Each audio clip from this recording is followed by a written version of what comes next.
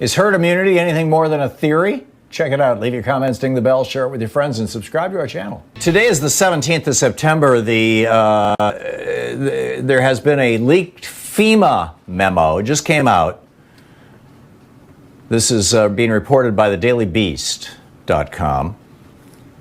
And I'll just read from it. A leaked internal memo from the Federal Emergency Management Agency has reportedly revealed a near 17% spike in coronavirus-related deaths inside the United States last week.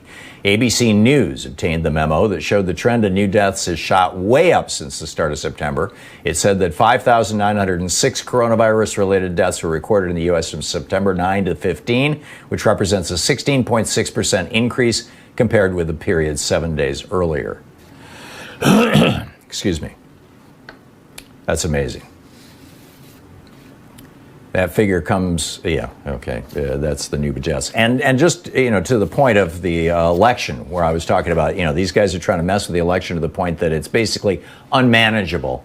And so the election will get thrown into the House of Representatives. This is the actual quote from Donald Trump. He said, "It's not just the counting of the ballots, by the way, which will take forever. It'll take forever. You think November 3rd? You might not have, I guess, at a certain point it goes to Congress. At a certain point it goes to Congress. You know that." This is, this was at his White House press briefing yesterday. Why is this not the top story in the news? And then on top of this, you get, the RNC and the New Jersey Republican State Committee and the Trump campaign just asked a federal judge to prevent New Jersey from counting mail-in ballots until Election Day. Ballots are coming in. Well, I don't know if they're coming in right now in New Jersey, but, in the next few weeks, mail-in ballots are going to start coming in. And a lot of states want to count these ballots in advance so that on Election Day, they can say, okay, well, we got about 70% of the mail-in ballots already counted. And here's the result from those. Plus, here's what we got from our voting machines. Plus, in a few days, we'll have all the rest of the ballots. And the Trump administration and the Republican Party do not want them to be able to say, here's what the mail-in ballot count is for at least a week or two. And then Matthew Miller, a former official with the U.S. Department of Justice, pointed out that, the DOJ, he said, the nightmare scenario I can't stop considering. If Barr wanted to prosecute a local mayor, Bill Barr yesterday talked about putting Seattle's mayor, Jenny Durkan, in jail, prosecuting her criminally. So Matt Miller says, the nightmare scenario I can't stop considering. If Barr wanted to prosecute a local mayor over a policy dispute, what is he going to do on November 5th when local election officials are still counting votes and Trump says it's time to stop counting votes? I mean, this is just mind-boggling. I don't know how to describe it beyond that. Paul in Woodinville, Washington. Hey, Paul, what's on your mind? Tom, I have looked into this. There is no such thing as herd immunity as a natural phenomenon. Herd immunity is a vaccination theory.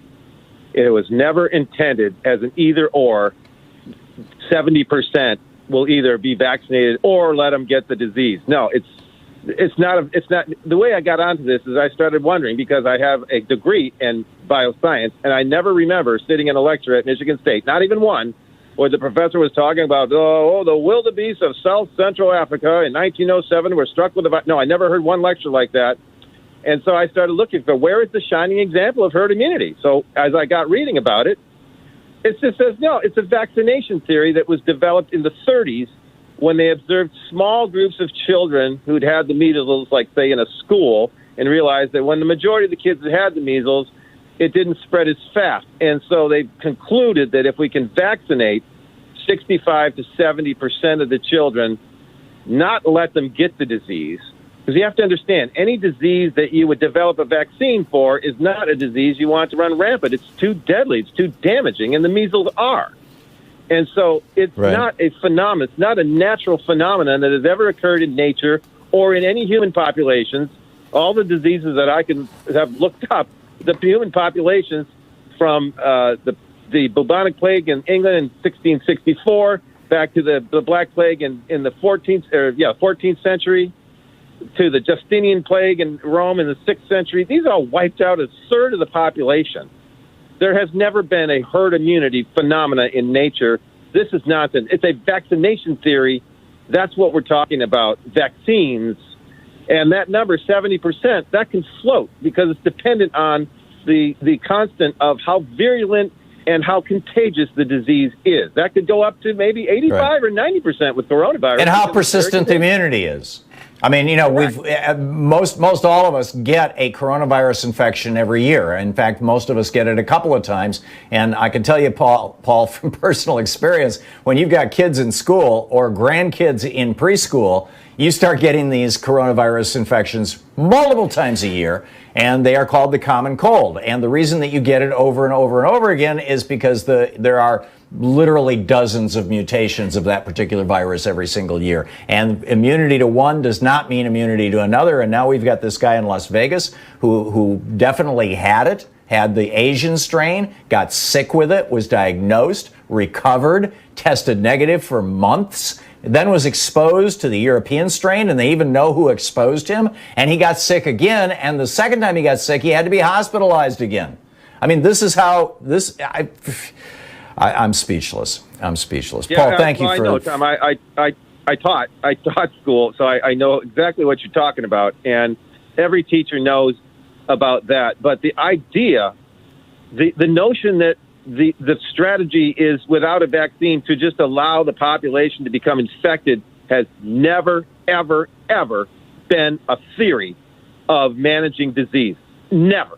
So right. the herd immunity, so-called, and we think of it as a natural phenomenon because herd, that's just four-legged animals that live in herds. No, it's never been a natural thing. That's what confused me. Where are the shining examples, I wondered, and I didn't find any. And then I found out, this is a vaccination theory. It's not a natural phenomenon. And that's what Donald Trump is basically throwing up his hands and abandoning America to death. And by saying, herd mentality. Well, the herd it goes beyond that, Paul. Donald Trump. It goes beyond that. I believe that he is using this as a strategy to hold power. And I think that this specter that Jim sent me a note on this morning, that there's all this buzz right now on Facebook about Republicans who are planning to go to polling places without masks, loudly coughing to discourage Democrats from voting.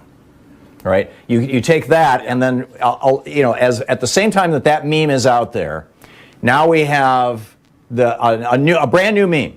And this just got rolled out yesterday by the Republicans, by the conservatives, and apparently got rolled out in multiple media.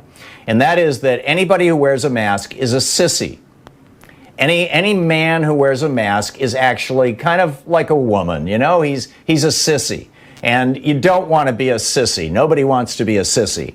And so yesterday, Rush Limbaugh said, and I quote, "There's a whole lot of people fed up with the chickification of our culture.